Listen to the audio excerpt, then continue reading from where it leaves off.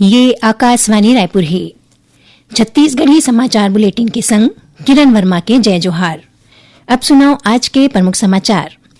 राष्ट्रपति भवन में स्वतंत्रता दिवस समारोह में छत्तीसगढ़ के लोक और जनजातीय विरासत के विशेष प्रस्तुति दे जाही। हर घर तिरंगा अभियान के तहत बस्तर संभाग में आज बस्तर तिरंगा यात्रा के शुरुआत हो गए और छत्तीसगढ़ के लोक पर्व हरेली आज राजधानी रायपुर समेत प्रदेश भर में पारंपरिक उत्साह के संग मनाए जाते। अब समाचार विस्तार ले। छत्तीसगढ़ के समृद्ध लोक और जनजातीय सांस्कृतिक विरासत ला 15 अगस्त के राष्ट्रपति भवन में आयोजित होवैया स्वतंत्रता दिवस स्वागत समारोह एट होम में विशेष स्थान मिली। भारत के स्वतंत्रता के 80वां वर्षगांठ के मौका में राखे गए समारोह में छत्तीसगढ़, मध्य प्रदेश, गोवा और महाराष्ट्र के जीवंत लोक और पारंपरिक कला परंपरा के माध्यम ले संस्कृति, समुदाय और प्रकृति के बीच गहरा संबंध रेखांकित करे जाही। छत्तीसगढ़ को तिले गेड़ी और गौरमाड़िया नृत्य प्रमुख आकर्षण होही। छत्तीसगढ़, मध्य प्रदेश, गोवा और महाराष्ट्र के लगभग 35 कलाकार आने लोक नृत्य और पारंपरिक संगीत प्रस्तुति में हिस्सा ली। समारोह के संगीत प्रस्तुति ला भारत के आने लोक परंपरा के एक ठिन सांस्कृतिक यात्रा के रूप में तैयार करे गए है। एक शुरुआत बस्तर के पारंपरिक अनुष्ठानिक परंपरा में आधारित मंगल धुन ले होही। प्रधानमंत्री नरेंद्र मोदी युवा मन ले आग्रह करीन है कि ओमन अपन प्रिय मनखे के आत्मकथा पढ़ें और रील्स के संग्रह सोशल मीडिया इन्फ्लुएंसर्स के युग में शॉर्टकट अपनाए ले बाँचे। ओमन विकसित भारत के मिशन ला आगू बढ़ाए बर समर्पित युवा मन के सरलग जरूरत ऊपर घलो बल देन। उप मुख्यमंत्री विजय शर्मा और वन मंत्री केदार कश्यप आज नारायणपुर ले बस्तर तिरंगा यात्रा के शुरुआत करीन। ये यात्रा ला आने समाज प्रमुख मन हरा झंडा दिखा के रवाना करीन। ए मौका में श्री शर्मा कहिन कि ए यात्रा ओ जगह मन ले होके जाही जिहां पहली नक्सली घटना लोगन मन ला प्रभावित करे रहीस। ओमन कहिन कि यात्रा के माध्यम ले देश और दुनिया ला ये संदेश दे जाही कि ए क्षेत्र में अब नक्सलवाद सिरागे है।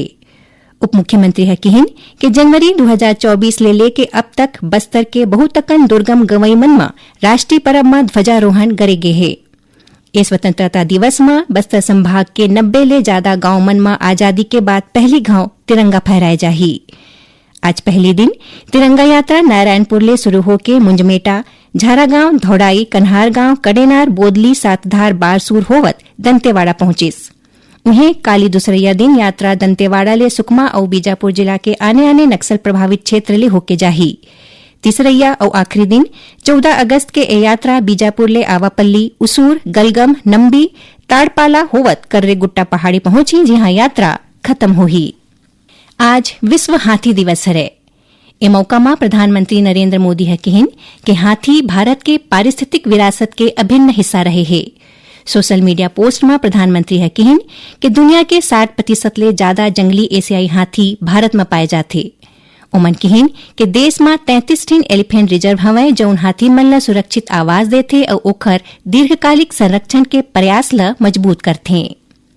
छत्तीसगढ़ माध्यमिक शिक्षा मंडल बोर्ड परीक्षा परिणाम में सुधार, अंक बढ़ाए या अनुत्तीर्ण विद्यार्थी मन ला उत्तीर्ण कराए के नाव में अवैया फर्जी काल ले सावधान रहे के अपील करे है।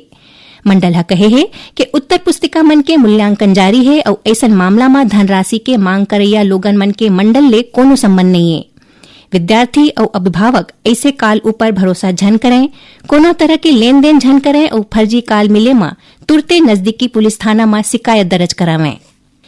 हज 2027 बर पहला किस्त जमा करे के आखिरी तारीख बढ़ा दी गई है।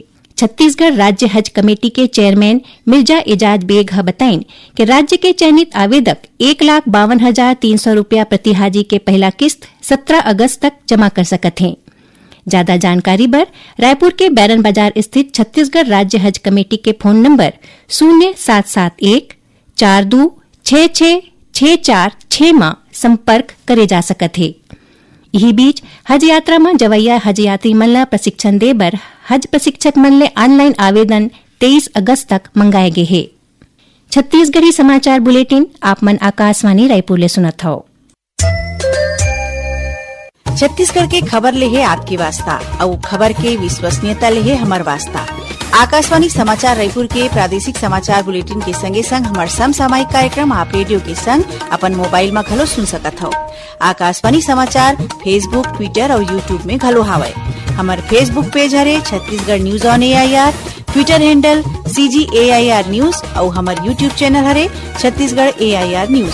तो अब रेडियो के संगे संग आपके मोबाइल के माध्यम ले हम आप तक पहुँचत हन। छत्तीसगढ़ के हर खबर पर सुनत रहो आकाशवाणी समाचार।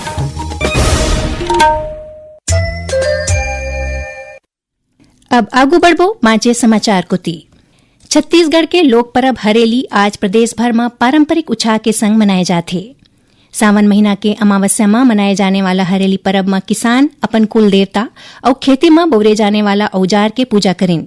संगरा लइका और युवा मन गेड़ी चघे के आनंद लेन। नवा रायपुर स्थित मुख्यमंत्री निवास में घलो हरेली तिहार के कार्यक्रम के आयोजन करेगेस। ए मौका में मुख्यमंत्री विष्णुदेव साय भगवान शिव, गौ माता और कृषि औजार के पूजा पाठ करके प्रदेश में अच्छा वर्षा, भरपूर फसल, किसान मन के समृद्धि और जम्मो परिवार के सुख खुशहाली के कामना करें। मुख्यमंत्री प्रदेशवासी मन ल हरेली तिहार के बधाई दिन। आप सबला पूरे छत्तीसगढ़ के हमार दाई दादा, सियान जवान, भाई बहनी सबला हरेली तिहार के गाड़ा गाड़ा बधाई, बहुत बहुत शुभकामना। ए मौका में मुख्यमंत्री विष्णुदेव साय और विधानसभा अध्यक्ष डॉक्टर रमन सिंह मुख्यमंत्री निवास परिसर में पारिजात के पौधा लगाइन। मुख्यमंत्री कार्यक्रम स्थल में लगाए गए कृषि और दूसर विभागीय स्टॉल के अवलोकन घलो करें। ओमन रायपुर के किसान इंद्र कुमार वर्मा ला हार्वेस्टर में मिलने वाला सब्सिडी के रूप में 16 लाख रुपया के चेक दिन। कार्यक्रम में लोक कलाकार मन मांदर, ढोलक और पारंपरिक वाद्य यंत्र के थाप के बीच छत्तीसगढ़ी गीत और नृत्य के प्रस्तुति दिन। उन्हें ठेठरी, खुरमी, बरा समेत आने आने छत्तीसगढ़ी व्यंजन के स्टॉल घलो लगाए गए रहीस। प्रदेश के आने आने जिला में घलो हरेली परब उत्साह के संग मनाए जाथे। हरेली अमावस्या के मौका में पाट जात्रा पूजा विधान के संग आज ले 75 दिन तक चलैया विश्व प्रसिद्ध बस्तर दशहरा पर्व शुरू हो गए है। ए रस्म के तहत बस्तर के आराध्य देवी मां दंतेश्वरी मंदिर के आगू ग्राम बिलोरी के जंगल ले लाए गए साल रुख के शाखा के विधि विधान पूर्वक पूजा पाठ करेगीस। ए मौका में महापौर संजय पांडे, जिला पंचायत उपाध्यक्ष बलदेव मंडावी, कलेक्टर आकाश छिकारा समेत बस्तर दशहरा समिति के सदस्य, पारंपरिक मांझी चालकी, मेंबर मेंबरिन, पुजारी, पटेल, नाइक पाइक और सेवादार मौजूद रहें। ओडिशा के सुंदरगढ़ जिला में गाज के चपेट में आये 2 महिला मजदूर मन के मौत हो गए है। उन्हें 20 जन ले ज्यादा महिला झुलस गए हैं। ये जम्मू छत्तीसगढ़ के जशपुर जिला के रहवासी हरें। मिले जानकारी के अनुसार जशपुर जिला के तुमला थाना क्षेत्र के बरडीह समेत तीर्थखार के गांव मन ले महिला मजदूर धान के रोपाई बर ओडिशा गए रहीन। जब एमन तलसरा थाना क्षेत्र के बालीशंकरा स्थित भाटीपाड़ा के खेत में धान के रोपाई करत रहीन। इसी दौरान अचानक मौसम बदल गए और गरज चमक के संग खेत में गाज गिर गए, जेकर चपेट में आये 2 महिला मन के मौत हो गई। उन्हें 20 ले ज्यादा महिला झुलस गए हैं, जेमाले कुछ के हालत गंभीर बने हुए है। जम्मू झल्ला उपचार बर सबडेगा सामुदायिक स्वास्थ्य केंद्र में भर्ती कराए गए है। बिलासपुर जिला के ग्राम रहंगी बिल्हा में 100 बिस्तर वाला कर्मचारी राज्य बीमा निगम ESIC अस्पताल के स्थापना बर 5 एकड़ भूमि ला मंजूरी मिल गई है। यह 100 करोड़ रुपया ले ज्यादा के स्वास्थ्य परियोजना है। अस्पताल बने ले बिलासपुर और तीर्थखार के क्षेत्र ले ESIC ले जुड़े पंजीकृत श्रमिक और ओमन के परिवार ला बेहतर और अच्छा स्वास्थ्य सुविधा मिल सकी। पहली ले जेल में बंद कांग्रेस के पूर्व कोषाध्यक्ष राम गोपाल अग्रवाल ला प्रवर्तन निदेशालय ED शराब घोटाला में गिरफ्तार करके कड़ा सुरक्षा व्यवस्था के बीच रायपुर कोर्ट में पेश करिस, जहां ले ओमन ला 5 दिन के कस्टोडियल रिमांड में भेज दे गए है। अब ED अवैया 5 दिन तक उखरले शराब घोटाला और उखरले जुड़े मनी लॉन्ड्रिंग मामला में पूछताछ करही। आखिर में प्रमुख समाचार एक घाव फेर। राष्ट्रपति भवन में स्वतंत्रता दिवस समारोह में छत्तीसगढ़ के लोक और जनजाति विरासत के विशेष प्रस्तुति दे जाही। हर घर तिरंगा अभियान के तहत बस्तर संभाग में आज बस्तर तिरंगा यात्रा की शुरुआत हो गई और छत्तीसगढ़ के लोक पर्व हरेली आज राजधानी रायपुर समेत प्रदेश भर में पारंपरिक उत्साह के संग मनाए जाते। एकरे संग छत्तीसगढ़ी समाचार बुलेटिन इहे सिरावत है। जय जोहार।